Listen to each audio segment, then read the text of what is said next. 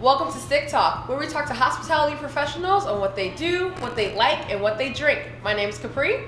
I'm Holiday. And I'm Cheese. And this episode is brought to you by Kapri and Founding Spirits.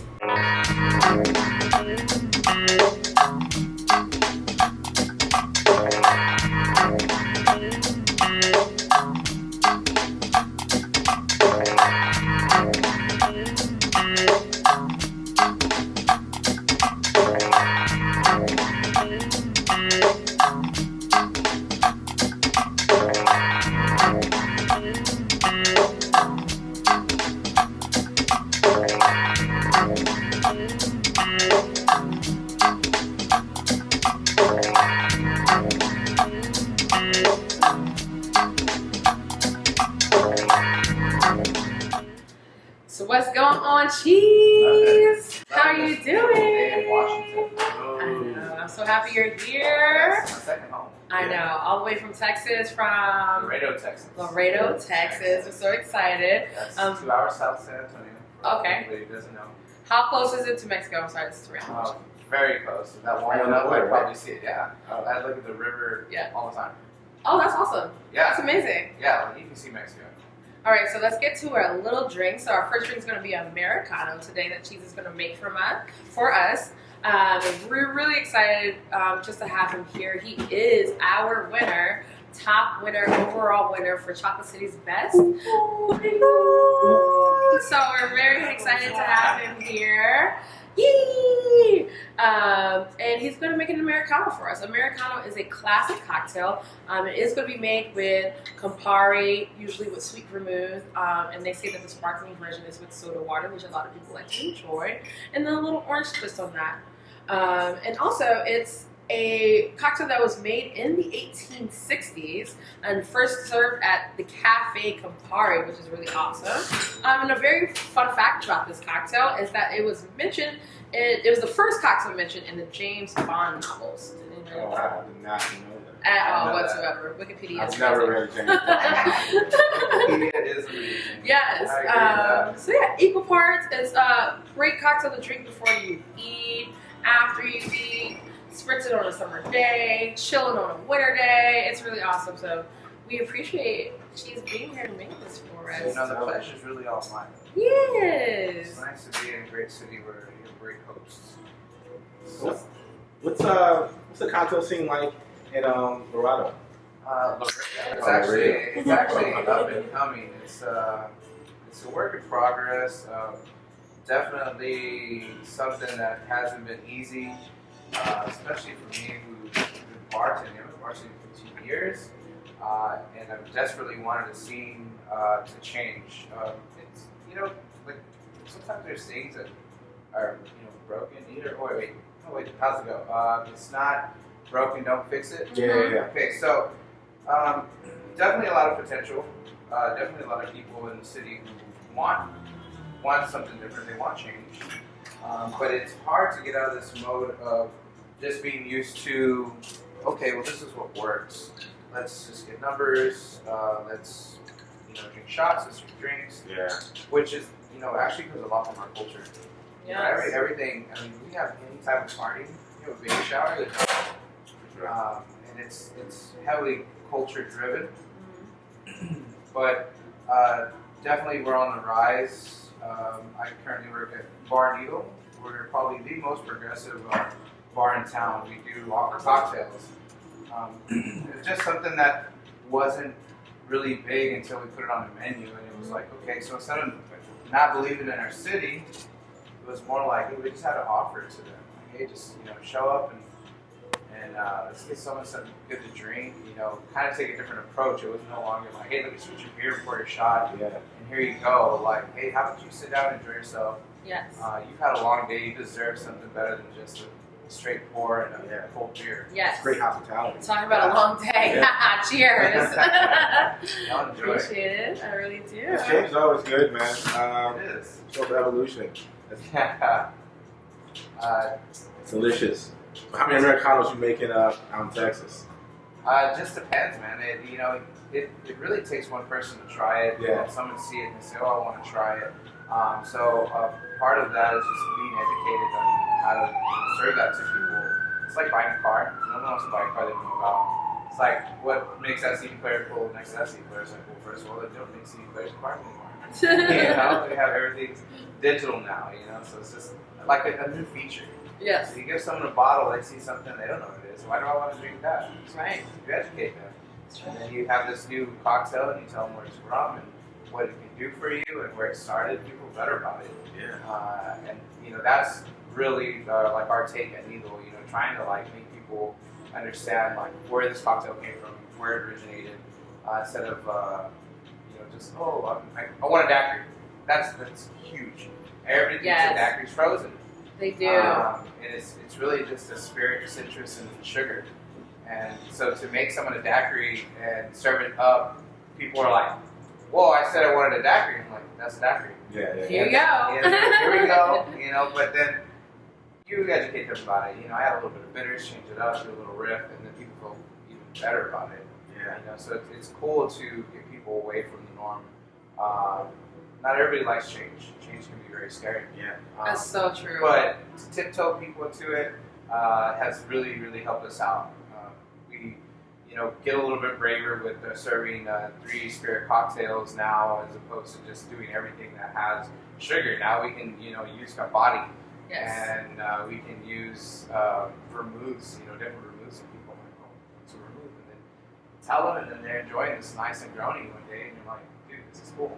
It sounds like at Bar you guys have amazing hospitality, like focus on education and like just making guests happy. Outside of like your bar, what does hospitality look like in your industry? Again, a work in progress. Yeah. There's definitely people who want better. It's very easy to get discouraged when people don't take to it. Yeah. Extremely easy. And I think that's just like a learning curve for everybody. I think something like that, like the city in general, needs to all be united. And a lot of that starts with us behind the scenes, embracing each other and not looking at each other as competition. But it's like, hey, dude, I'm going to support you the same way you're going to support me. I'm not, friendly competition's great. Yes. But there's competition and supporting each other, where it's like, hey, we just had a cocktail here, you should go check out my buddy at this bar because he makes a really great, Manhattan. And I think that's a lot of what our scene is learning now. I continue to tell my guys all the time, like, dude, we're not better than anybody, we're just doing what we do. Right. I don't want y'all bashing other bars. Encourage people to check out our city. Yeah. There's nothing worse than having a guest and telling them, "Oh, well, that bar is cool, but this is the scene that it gets." And maybe they like that scene. Right. Maybe it's something that they've had before, and all of a sudden they run into it, and they're gonna have the best time ever. Don't put a sour taste in their mouth. Right. Definitely not. Even by your own place too, right? Sometimes you catch people like accidentally complaining about how they're feeling for the day. Oh, I've had people like, do that, and they don't realize I work there. Yeah. And then they're like, "Oh, my bad." And I was like, "No, you're good. It's being you. Yeah. They felt a certain way. That's understandable." Definitely can't make everybody happy in the industry. I think that was something that kind of hurt me in the beginning of my career, is thinking that I did something wrong if someone was unhappy. Yeah. And I think that it goes for, I think, a lot of bartenders actually. With anything that you do, it could be like life. "Oh, I didn't do that correctly." And it's like, maybe did do it. It just didn't work out for you. Right. I mean, as gatekeepers of our industry, we are passionate about what we're doing. Put too much effort into it. It does drain you. Yeah. There's a lot of emotion behind bartending. Yeah. People don't get it. Emotion, mental energy, just like sharing so much of If we yourself. don't bring a smile to the bar top, what makes us think that our guest is gonna bring a smile? Right. You got a beautiful son, right? Yeah. How do you balance this stress and then a child? Like, how do you balance both of It's those? not stress. I wouldn't say I'm on a mission, but definitely like my direction in bartending has changed. I used to think that I just wanted to, hey, let's make super cool cocktails and this is how we're gonna make people happy. Now, after Camp Run Monkey, I definitely look at things with an open heart. I want to create a scene that's awesome for him, safe for him, and a lot of that starts with embracing people on the inside of the bar. To love people, and you don't know, man, they could be having that one bad day, And I'd like to think that maybe I'm that person that changed their day. And that's really what I want to do, because if they're happier, then they're going to pay it forward, and that, kind of helps out with my son. As far as, stress, I don't see the stress.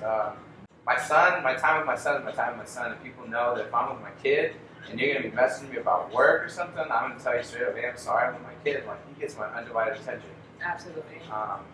Amazing, little person. You're that too.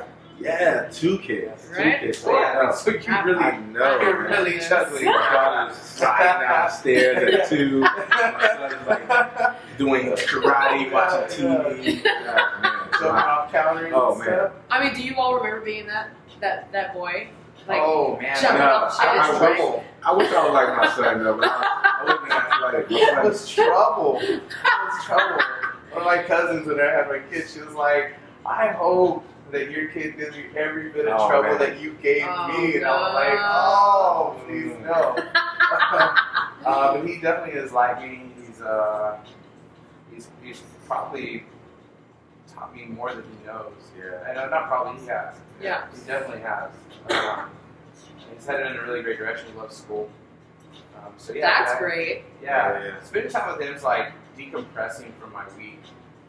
We don't need that decompression. Sure. That's what that's like. That's like when I come out of town and I visit people and I see y'all and I just go back and get energized. Like that's the same thing with my kid. Yeah. Like I just okay, like I'm off the charger, but then as soon as I'm with my kids, like I'm good. Like I'm good. Nice. It's a nice balance of life. Yes, Yeah, absolutely. balance life. We all have like our ups and downs, and I know people are bringing like self-care to the forefront in our industry. Has there ever been a time where you like, you know what, I need to pause and focus on me to get myself back where I want to be?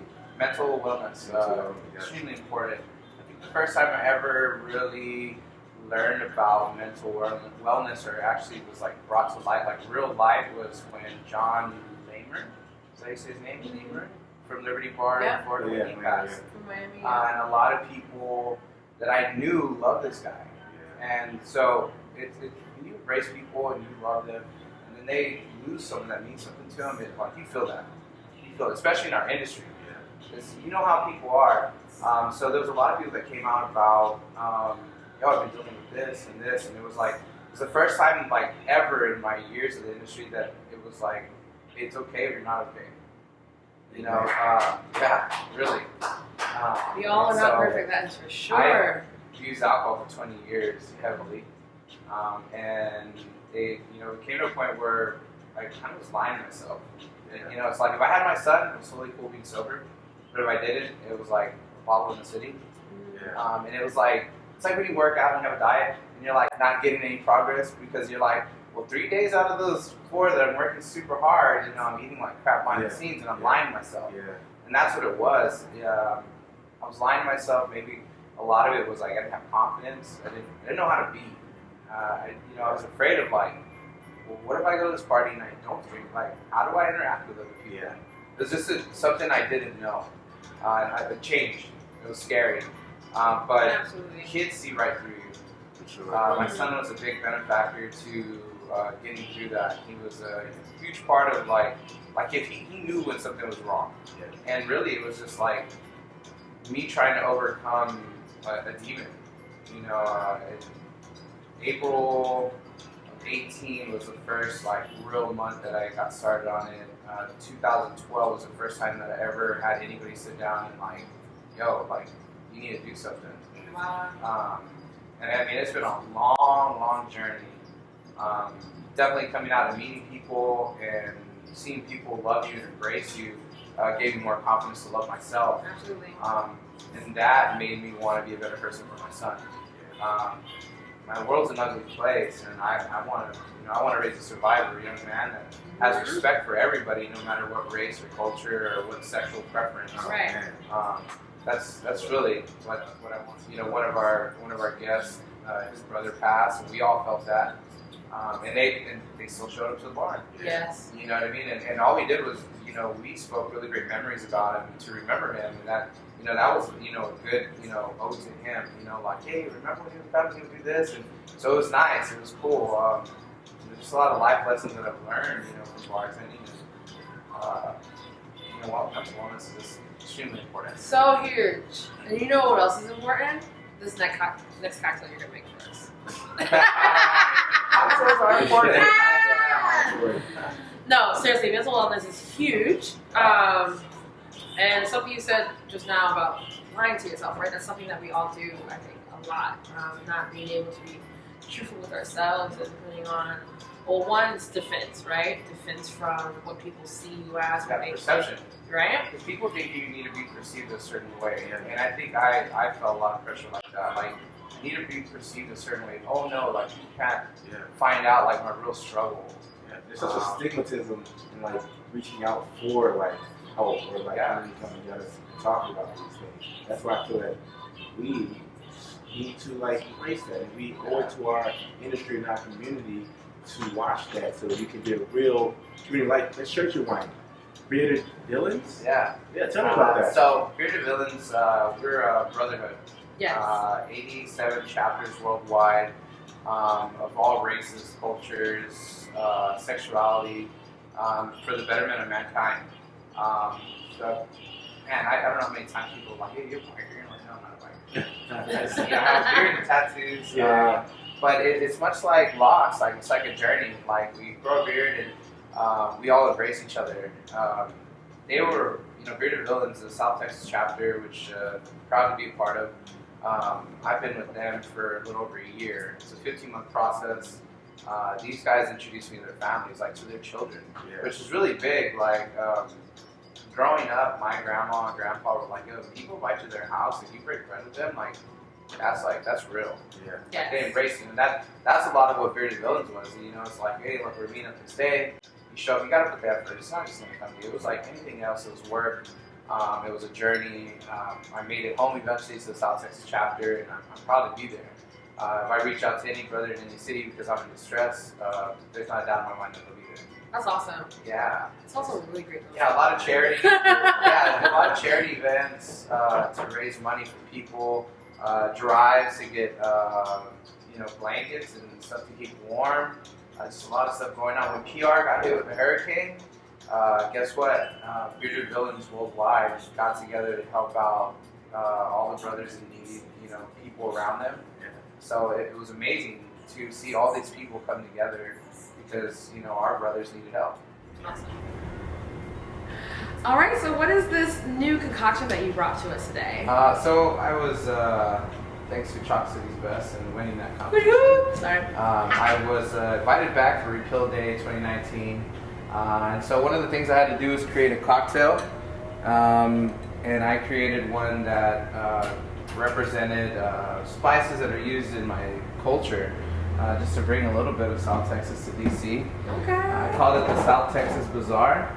Okay. I represented Old Forester bourbon. So we used 100 proof Old Forester bourbon, and which was a base spirit. Then you got a little bit of spice on the back end. That was Ancho Chili Reyes. Ancho chilies are popular in the Mexican culture.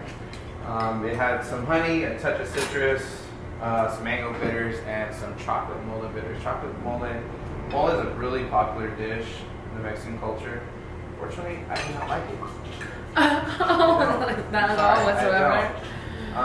But yeah, this is something I wanted to bring to y'all because Awesome. I like cocktails. Sometimes there's flavors in cocktails that I get all the time that I really don't like in food, but in a cocktail I like it. So you get your bourbon, spice on the back end, and then a nice little chocolate finish. Everybody loves chocolate. Well, talking about home and talking about back in Texas, can you tell us a little bit more about your mentors down there, or even not even your mentors, or who you're mentoring, the people that are underneath here, your bar babies? Your babies. Babies, yeah. Which is new to me. This year, working with Nido was a new venture, and in having people under me. My majority of my career, I never had a mentor, ever. And so to have all these people who trust in me is pretty amazing. It's actually motivational. It keeps me driven and definitely on my toes because I'm sure any of these guys will come up and take the lead anytime. But I'd be proud. I look forward to it. You can't stay on top all the time. So I met a couple of your babies recently. Oh, these ball babies. Yeah. Loves the blood still, right? Yeah. Carlos. Okay. Yeah. Where'd you meet him? Cheese and I was at Portland Cocktail Week Yeah. 2019. So you gotta meet him. Yeah. I missed out, FOMO. I'm gonna sip to that. Cheers. Thank you for this cocktail, Cheese. Shout out to Of Left course, that's the South Texas Bazaar. Played ode to the Cabo Sahara theme room. Ooh, that's really good. Thanks, man. Absolutely, you definitely get Right. that spice. Yeah. Definitely good for the weather. Yeah. You got honey and you got a touch of lemon in there. I really, the lemon is definitely There you go. There you go. right. Here it up. Yeah. But yeah, man, my babies, they're all different in very special ways. They're actually the real magic behind the show. Yeah. Like, That's real. Big time. Yes. I don't know where we'd be without them. Shout them out, man. Who we talking about? You know, Drop I got Sel, I got Cindy. Are y'all listening? I got Carlos, I got Lauren. Hello. I got Luis. We have Josh. Josh is probably the most organized person in the world. Oh man. Yeah, we're super fortunate to have that guy. Everybody need that person. Yeah, everybody needs that person. Shout out to Anisha. We got Liz. We got Hector the Hunt. We call him the Hunt. I think Hector's like the most perfect person. Okay. Like if you don't have a man crush on Hector, then something's wrong with you. Because Yes. he's just. I don't even know what this is, but yes. You're a person. Like his hospitality's great. He's a health consultant. So he really cares. And then some other added structure that we have is we have Rudy, who's a Marine actually. And so like, you know, between all of them and all Dope that. village, man. Yeah. Oh my God. Like we're all there. That's awesome. I think I forgot anybody. I hope I did. Oh no, they will know. Oh, they will know. I'm just saying. You shout them all out as a family in general. Josh. There's a lot of names. Hey, you know, it's not just them though. Jaime, Ben, and Jerry, the owners, those guys are great. Whenever they first talked to me about, you know, Needle, man, these guys definitely had a vision. Definitely wanted better for Laredo. And I was right where I was at. I had taken about 15 months off from making cocktails just to kind of find myself and work on myself. Right. Be a father. Yes. I was working a job before where I didn't see a future. I just saw a sequel. I didn't see myself having time to be a father.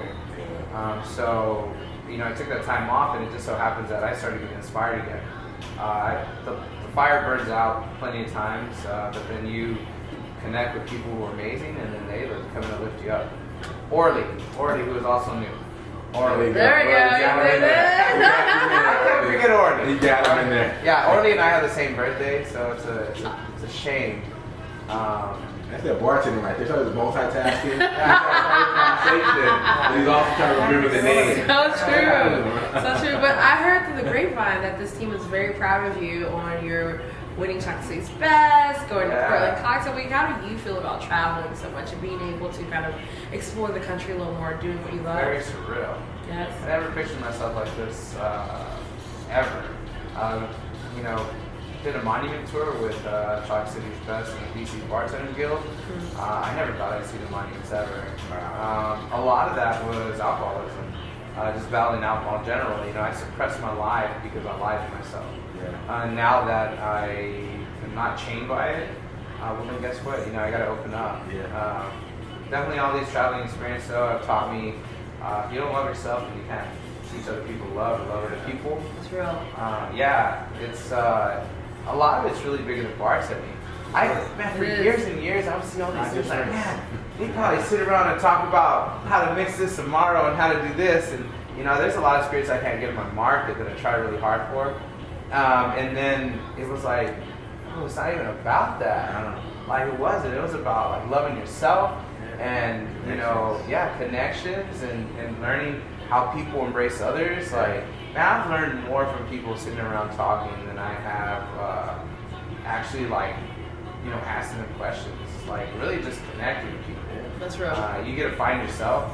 So traveling, you know, that's a great impact on my life. But like I said, something I never thought I would do. And now I'm visiting all these great, you know, states like Washington. You know, went to Portland not too long ago.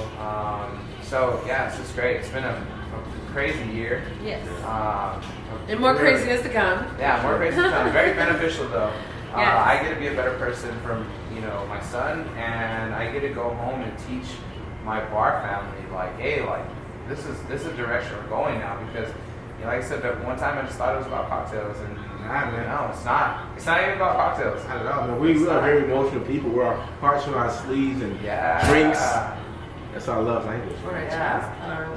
I'm sure we all been there. We have multiple people that metaphorically cried on our shoulders. Yeah. Mhm. Yeah. Absolutely. Yeah. Well, thank you so much for being here tonight. Today, Thank you so much. the day of this day, and we're so grateful to have had you into our lives.